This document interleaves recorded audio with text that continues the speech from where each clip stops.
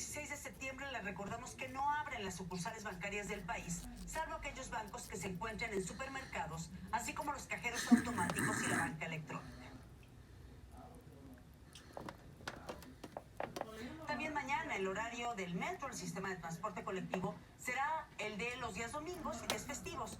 ¿Cuándo abre el metro? Todo está guardando. El metro mañana, No, está 16 comiéndole. de septiembre, abre de las 7 de la mañana a las 12 de la noche. Le recordamos que la estación Zócalo de la línea